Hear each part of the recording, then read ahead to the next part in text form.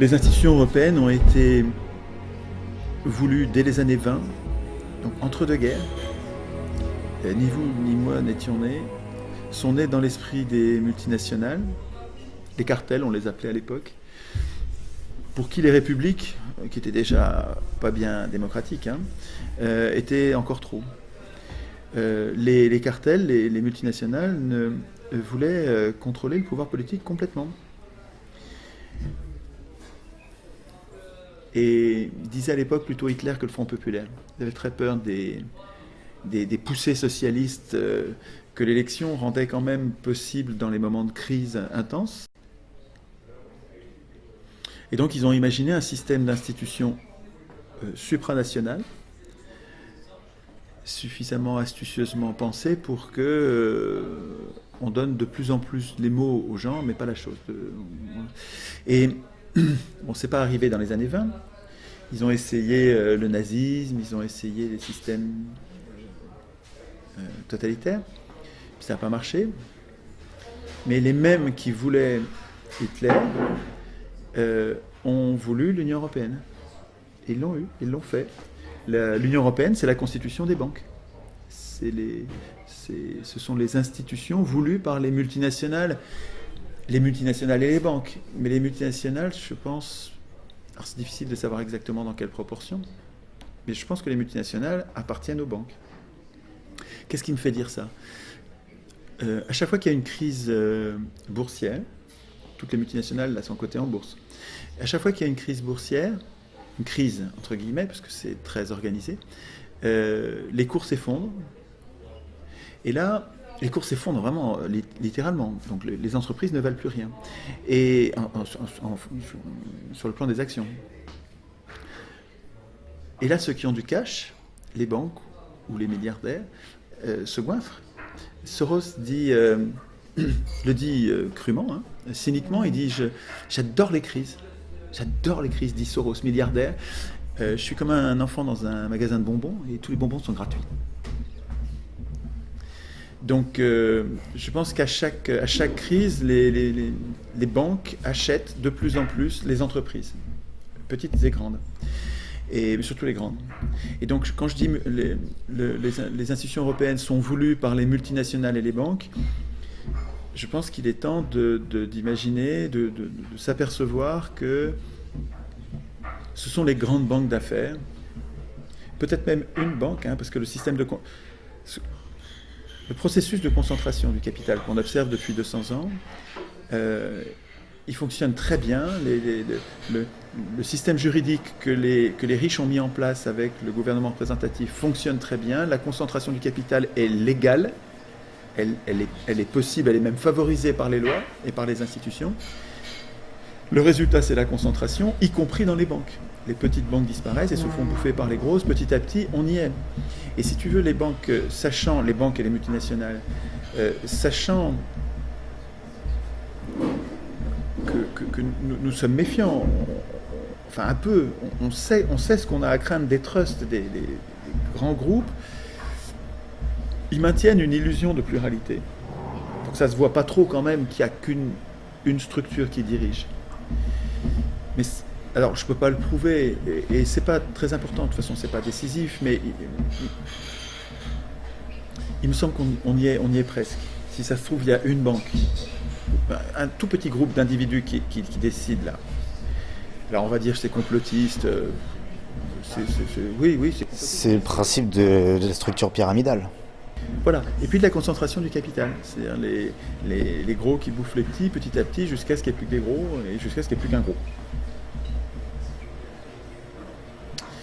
Et donc les institutions européennes, elles ont été voulues, financées, poussées, promues dans les médias par ces banques. Et finalement, c'est leur constitution. Regardez. Est-ce que les banques ont quelque chose à craindre des institutions ? Plus rien du tout. Les banques, ça y est, elles contrôlent le truc. Elles ont pris le contrôle des États-Unis, elles ont pris le contrôle de l'Europe. Et dans les institutions européennes, la situation que je décrivais en France avec Parlement, gouvernement, magistrature, les juges, et qui était déjà une catastrophe parce que nous n'avons déjà plus de pouvoir aucun pouvoir dans les institutions de la Ve République nationale française. Ces institutions sont vidées de leur sens par les institutions européennes. Quand on étudie les institutions européennes qui chapeautent, qui dominent nos institutions nationales, qui ont pris leur place depuis 2008, ce qu'ont fait les députés, des traîtres. Députés, c'est pas nos représentants, c'est des félons, c'est des traîtres. Ce qu'ils ont fait en 2008, c'est qu'ils ont intégré les institutions européennes dans notre Constitution, la faisant littéralement imploser, en détruisant. Alors c'était déjà une anti-constitution. Alors, d'une certaine façon, on n'avait déjà pas de pouvoir. Simplement, c'est de plus en plus dur de s'en arracher. Au niveau national, on pourrait encore imaginer une révolution qui nous permette de réécrire notre Constitution. Là, oui, enfin bon, il faudra aussi sortir des institutions européennes. Alors, dans les institutions européennes, en quelques points, je fais que les citer, et puis vous approfondirez si vous voulez. Il me semble que le plus important à savoir, ce que nous devrions tous savoir et discuter entre nous, pour comprendre qu'il faut se barrer, qu'il faut sortir de l'Union européenne.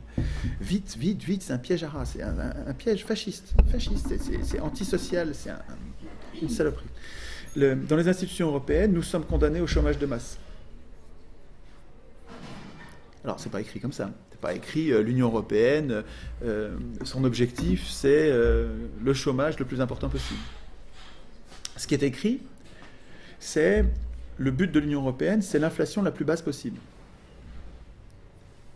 Mais on sait que, sauf exception, toujours temporaire et rare, sur 100 ans de chiffres,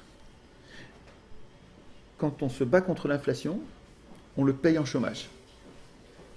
Et quand on se bat contre le chômage, on le paye en inflation. On a l'un ou l'autre. On a quelquefois les deux, mais la plupart du temps, vraiment, ça fonctionne comme ça. Et quand, dans la Constitution, de façon structurelle et non politique, dépolitisée, nous ne pouvons plus en discuter. La Banque Centrale Européenne est indépendante. Ça veut dire qu'elle ne dépend pas des pouvoirs politiques. Donc elle ne dépend pas des gens que nous élisons. Donc ça ne peut plus changer.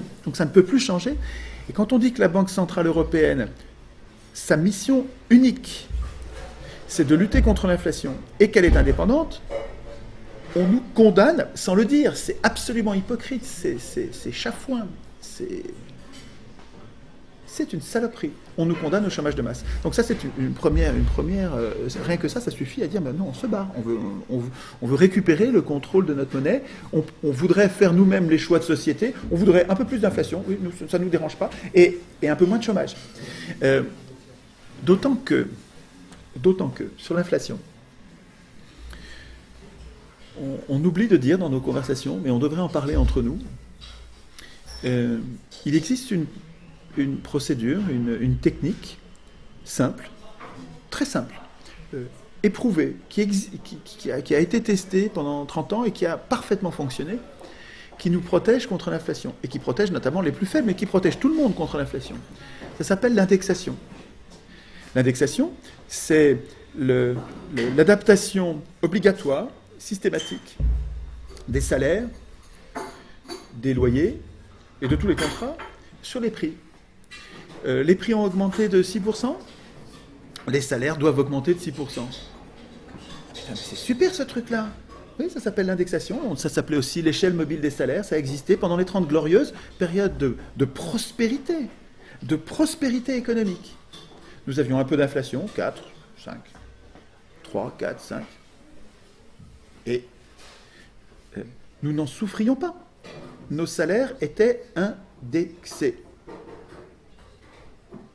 Et quand les socialistes, ils habitent tous place des Vosges, ils sont pétés de thunes, c'est les mêmes que Thiers, c'est le centre-gauche, c'est des gens d'extrême droite, des gens qui servent les industriels et les banquiers, qui sont très riches et qui servent les intérêts des riches. Je l'appelle socialistes, c'est pas des socialistes.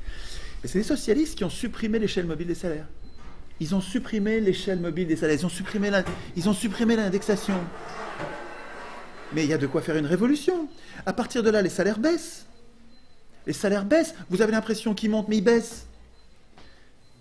Alors pour qu'ils montent vraiment, il faut qu'ils montent plus que l'inflation.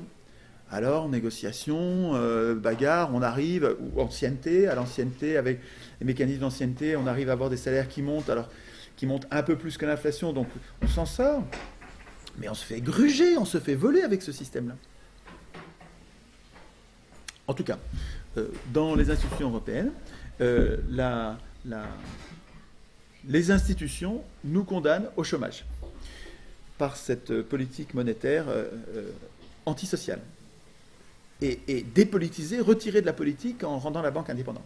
Deuxièmement, alors on se demande, on va passer de Caribe en Sicile, on va passer de la peste au choléra, on va passer du pire au pire, on se demande qu'est-ce qui est pire. Mais deuxième monstre, la création monétaire est interdite aux États et aux administrations par l'article 123 du TFUE, depuis l'article 104 de Maastricht, depuis 1992. Les États ne peuvent plus créer la monnaie dont ils ont besoin pour financer leurs investissements publics. Ça veut dire qu'on doit, s'ils ne peuvent plus le financer, nous ne pouvons plus créer. Si les États ne peuvent plus créer la monnaie, il faut l'emprunter. Et si les impôts ne suffisent pas, il faut l'emprunter à ceux qui ont de l'argent, c'est-à-dire aux banques privées ou aux riches qui sont prêts à prêter et qui n'attendent que ça. Ils ne savent pas quoi foutre de leur pognon. Ils en ont trop. Bien contents de pouvoir le prêter à des États qui sont fiables, qui rembourseront toujours et qui se servent de l'impôt pour le donner aux riches, ce qui fait que l'État devient une machine à voler les citoyens pour les donner aux riches du moment. Le fait de monter au plus haut niveau du droit, cette interdiction pour les États de créer de la monnaie dont ils ont besoin, est une abjection, une trahison absolue, quelque chose de grave. Alors nos représentants, c'est des traîtres, c'est des faux représentants qui ne nous représentent pas. Ces gens-là disent oui, c'est vrai, c'est pas parfait, c'est pas bien. Non, c'est plus grave que ça. C'est une crapulerie.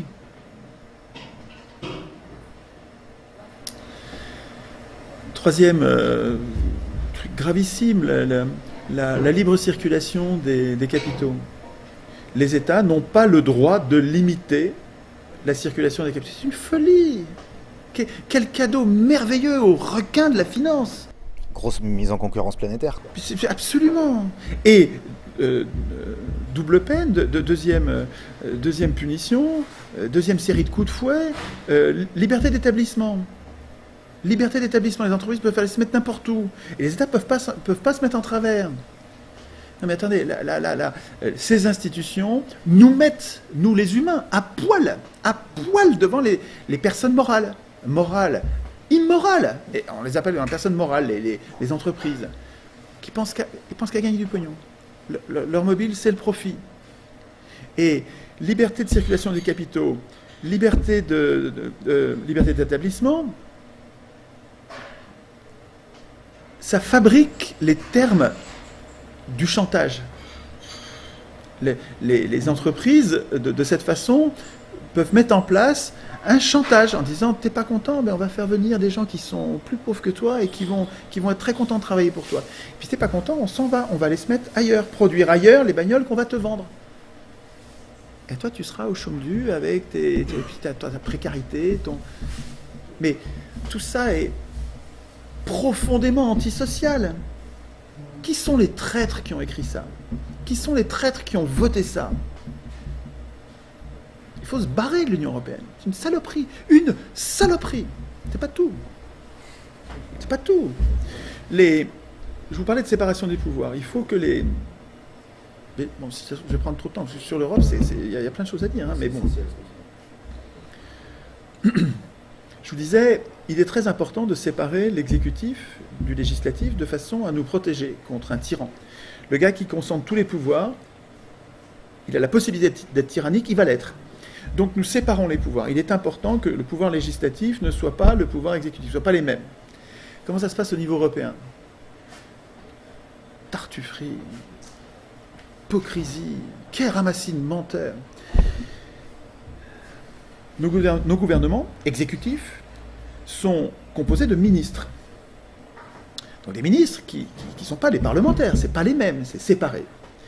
Et figurez-vous que quand ils prennent le train pour aller à Bruxelles, quand ils se déplacent pour aller exercer leurs fonctions européennes, ils deviennent Conseil des ministres, ça s'est appelé Conseil des ministres. Maintenant, ça s'appelle plus Conseil des ministres, ça s'appelle Conseil, parce qu'on veut probablement qu'on oublie que ce sont des ministres. Et ils sont co-législateurs, officiellement. Le Parlement, les gens que vous élisez aux élections européennes, ne sont pas législateurs. Le Parlement n'est pas législateur en Europe. Il est co-législateur. Ça veut dire qu'il est cornaqué, il est surveillé, il est tenu par des ministres, et qui sont l'exécutif. Il faut comprendre que ces gens-là, au niveau européen, les ministres, au niveau européen, ils co-écrivent les lois avec le Parlement, surveillent bien que le Parlement ne déconne pas, et ensuite, après avoir écrit les lois, les ministres reviennent dans leur pays et réenfilent leur costard d'exécutif et font exécuter les lois qu'ils ont votées, qu'ils ont écrites. C'est pas de la confusion des pouvoirs, ça? Puis c'est pas tout. Dans les institutions européennes existent ce que j'appelle, moi, parce que c'est clair, des lois sans Parlement. C'est-à-dire votre Parlement, les gens que vous avez élus, ils sont mis à l'écart. Ils sont mis à l'écart de ces dispositions. On appelle ça des... Comment ils s'appellent ça? Ils s'appellent ça des actes non législatifs. Des procédures législatives spéciales. Des procédures législatives spéciales. Spéciales, ça veut dire quoi? Ça veut dire qu'il n'y a pas le Parlement. Ça veut dire qu'il y a le co-législateur, le seul co-législateur qui n'a pas été élu, c'est-à-dire les ministres. Les ministres ne sont pas élus. Hein. Regardez Villepin. Villepin, il n'a jamais été élu par personne, qui est ministre. Alors, il y a certains ministres qui ont été élus, mais enfin, ce n'est pas des gens qui ont été élus pour ça. Mais surtout qui n'ont pas été élus pour ça, qui ne sont pas responsables, qui n'ont pas... Donc, les procédures législatives spéciales portent sur des domaines cachés. Il n'y a pas une liste des domaines sur lesquels il y a des procédures législatives spéciales, sur lesquels ce sont des ministres qui écrivent les lois et où le Parlement est mis à l'écart. Il faut aller chercher, farfouiller dans 500 pages de texte pour trouver les sujets de ces procédures législatives spéciales. Alors qu'est-ce que ça concerne? Vous allez me dire, c'est peut-être des petits sujets de rien du tout, où on veut débarrasser le Parlement, lui alléger le travail pour que... Peut-être que c'est pas grand-chose finalement, les thèmes réservés au Conseil des ministres, qu'on appelle Conseil, pour établir des lois sans Parlement. Finalement, c'est peut-être sur des bricoles. Mais jugez. Les procédures législatives spéciales, par exemple, il y a le droit du travail. Une paille. Putain, c'est super important. Attends, pourquoi est-ce qu'on met le droit du travail, en tout cas une bonne partie du droit du travail, en dehors de l'examen et de la critique, de la surveillance des gens qu'on élit au Parlement? Vous voulez un autre détail, encore un autre sujet sans importance qui fait l'objet de procédures législatives spéciales que moi j'appelle loi sans Parlement, c'est plus clair. La concurrence, tout ce qui concerne la concurrence. La concurrence. Et pourquoi on met le Parlement à l'écart de ça? Etc. Il y en a une tartine qu'il faut aller chercher. Des procédures législatives, donc c'est des lois sans Parlement. C'est-à-dire que les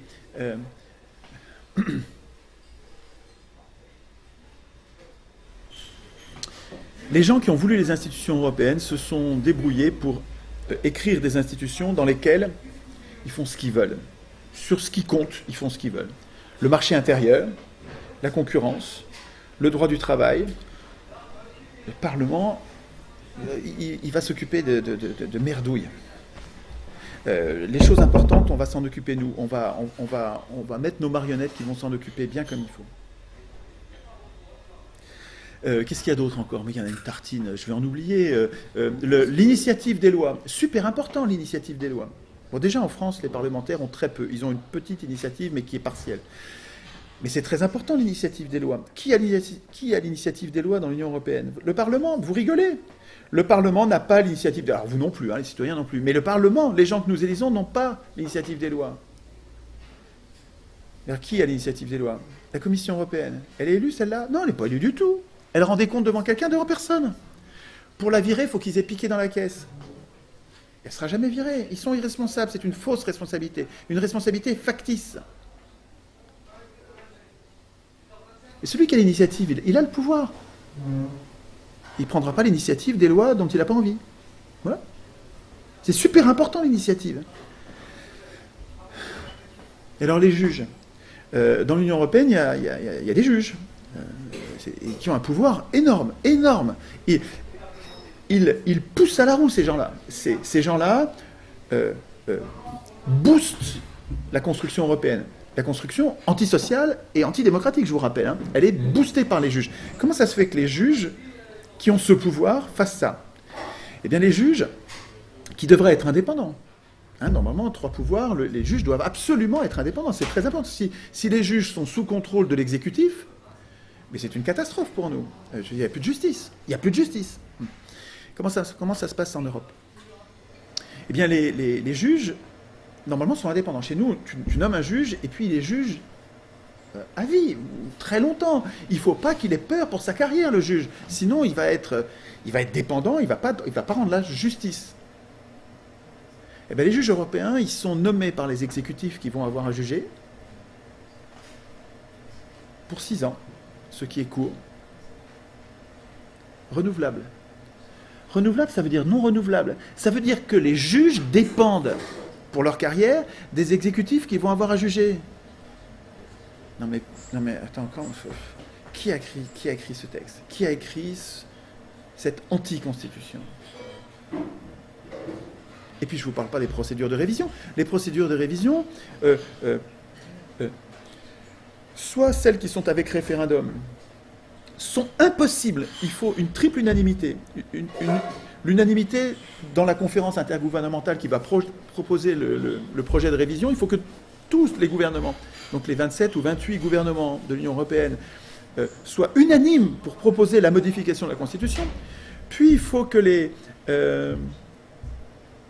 la deuxième, c'est le procédure. On a la conférence intergouvernementale, puis les parlements. J'oublie une étape, elle m'échappe. Et puis les parlements qui vont ratifier. Mais il y a 3 unanimités. Il faut 3 unanimités, et puis les parlements ou les peuples qui vont ratifier. Mais ça n'arrivera jamais. Il suffit qu'il y ait un État qui, dans une des étapes, bloque le truc, c'est fini. La révision n'a pas lieu, avec référendum. Et les autres révisions qui sont possibles, elles sont sans référendum. Non, sans référendum. Si vous acceptez une constitution qui va être modifiable sans qu'on vous demande votre avis, mais vous signez un chèque en blanc. Vous n'avez plus de constitution. Qu'est-ce que ça va devenir, le truc? Comment tu peux être garanti que ça ne va pas devenir tyrannique si les révisions sont possibles sans référendum? C'est scandaleux. C'est absolument scandaleux. L'initiative populaire, ce qu'on nous dit, il n'y a aucune initiative populaire en Europe. Il y a une pantalonnade, une farce, quelque chose qui est insultant, qui est ce droit de pétition. 1 million de personnes peuvent demander la permission à la commission. Si vous voulez bien, on est un petit million. On aimerait bien que vous parliez de ça. Si vous vouliez bien le transmettre au Parlement, la commission, elle n'a pas besoin de motiver son avis. Si elle veut, elle le fout à la poubelle. Donc ça n'a aucune force contraignante. Et puis, si elle décide, elle peut le trafiquer, elle peut le réécrire, et elle le transmet au Parlement. Et le Parlement, il en fait ce qu'il veut. S'il veut, il le fout à la poubelle. Il en discute, et ben là, on a discuté. Ah mais putain, attends. Ça sert à rien, ce truc, rien. Ça n'a rien à voir avec le référendum d'initiative populaire. Rien, de rien, de rien. C'est du foutage de gueule. Mais c'est parce que ceux qui l'ont écrit sont des escrocs. C'est pour ça, c'est ça. Alors bon, tout ça, c'est des conséquences. J'abrège. C'est trop long. Tout ça, c'est des conséquences. Il faut chercher la cause. Qu'est-ce qui fait que tout ce qui est important dans cette Constitution, c'est dans la partie 1. Hein. Ils ne veulent pas qu'on en parle, ils disent la partie 1 était consensuelle. Mon œil, la partie 1, c'est ce qui contient le plus grave. Tout ce que je viens de vous dire, c'est dans la partie 1. Et la partie 4 pour la révision. Qu'est-ce qui fait que ce soit aussi catastrophique? D'où ça vient? Mais ça vient du fait que ceux qui l'ont écrit, ce texte, avaient un intérêt personnel à le faire. Et ils avaient un intérêt personnel à notre impuissance. Ils avaient... Et c'est ça le problème, c'est le conflit d'intérêts dans le processus constituant. Et d'où ça vient? Comment ça se fait que ces gens-là puissent écrire la Constitution? Mais c'est parce qu'on s'en fout. C'est parce que vous en foutez. Parce que vous tous là, vous en foutez. C'est notre faute, je veux dire. Et c'est pour ça que je propose de faire des ateliers constituants, c'est-à-dire d'écrire, enfin nous transformer et dire, bon, maintenant ça suffit, on a compris. La prochaine fois, le prochain match, on sera entraîné. Nous, ça fait 1 an, 2 ans qu'on écrit tous les jours, on en parle entre nous, au moins 2-3 fois par semaine. On se retrouve entre nous, entre copains, entre collègues, avec nos enfants, nos parents, et on discute de constitution. Ça fait 2 ans maintenant. Ce coup-ci, vous nous ferez pas de coup. Ce coup-ci, là, vous voulez qu'on élise une assemblée constituante, il n'en est pas question. Nous n'élirons pas une assemblée constituante parmi les professionnels de la politique. Ce n'est plus les professionnels de la politique qui vont écrire la constitution, c'est nous. Comment on fait ? Parce qu'on s'est entraîné, ça fait 2 ans qu'on fait des ateliers constituants, toutes les semaines. On sait très bien, on n'a plus besoin de vous. Et il ne faut plus que ce soit vous qui l'écriviez. C'est ça l'idée. Mon idée, c'est qu'il faut qu'on fasse des ateliers constituants, mais pas tous les mois, quoi. Hein. Vous êtes feignants quand vous faites ça. Hein. Éteignez votre télé.